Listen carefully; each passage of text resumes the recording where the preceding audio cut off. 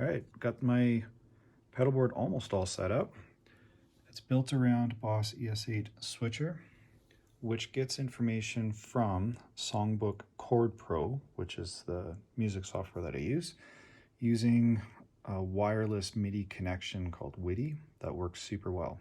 So, for example, right now I'm on Boss ES-8 program. My time live is on Ice Octave, and my voice live 3 is on that song.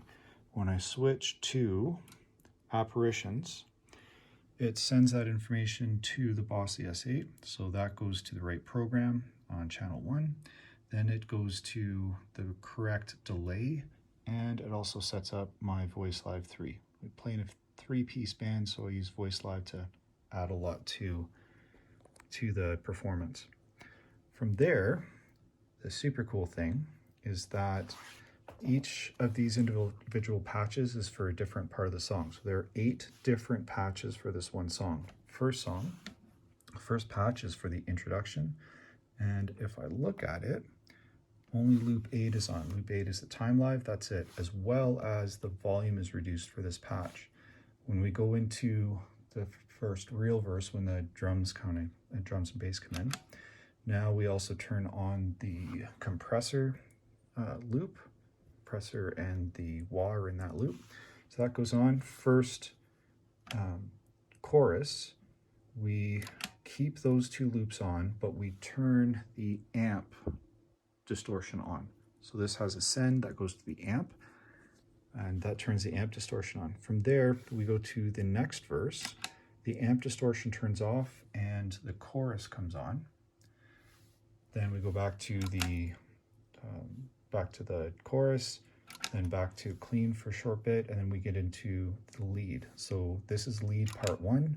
This turns on my distortion circuit, which runs with the Boss NS2 noise suppressor in it, and it specifically turns on the lead. So this pedal is controlled by MIDI, not by MIDI, but by the control out, TRS control out, as well as this guy right here, Rufus Reloaded. So I can keep these in the exact same loop and tell which one to turn on and to exactly which mode. So that's the first half of the chorus. The second half of the chorus, or the second half of the solo rather, we have a separate patch for that. It turns on loop 3, which is my phaser, and it also changes my delay. So it changes the delay to an Ice Octave, it's called, which sounds a little bit like an organ, which is super cool. Then after that, for the kind of the outro, the next loop turns off this circuit, turns the distortion back on for the amp, and it turns the phaser back off. And then the final outro is this loop right here, which turns the chorus back on, keeps that particular delay that I like, turns the distortion from the amp off. The other super cool thing that I can do with this, because I need this to trigger the time live for momentary information. So for example, if I push and just hold this button, as I push and release it, it sends a momentary MIDI signal over to my time live, or my voice live rather, which turns my harmony on or off momentarily, which is really helpful for this particular song. So I'm using a 4-wire connection. If we look at where everything is, the signal comes in to the main input. After that, it goes through the compressor circuit.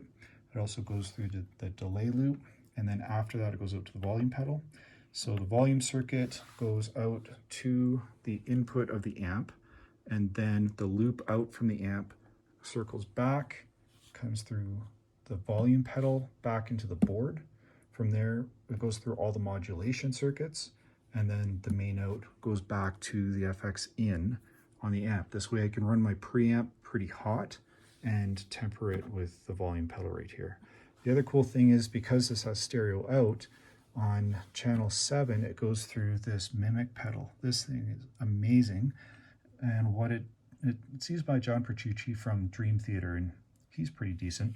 So what it does is it creates a doubling effect if you're running a stereo setup, and you can choose between 1, 2, or 3 extra guitars.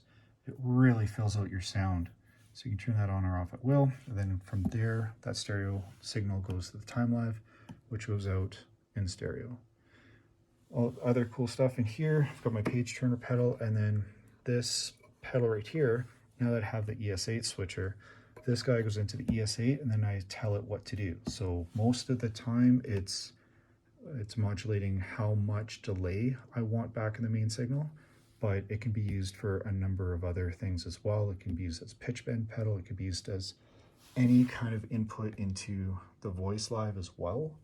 And it can be used for all of those things all at once, which is pretty fantastic. It's a neat setup until something really goes sideways. But there you go, thought I'd share. The other cool thing I did with this is the power comes in to my pedal board. From there, it's switched and it goes right back out to my amp. So now I have less of an issue with ground loops. All of the controls are all neatly in the back. Well, I wouldn't say neatly, but all of the ins and outs and everything for the controls and for the signal out to the amp are all right there. So that's my setup.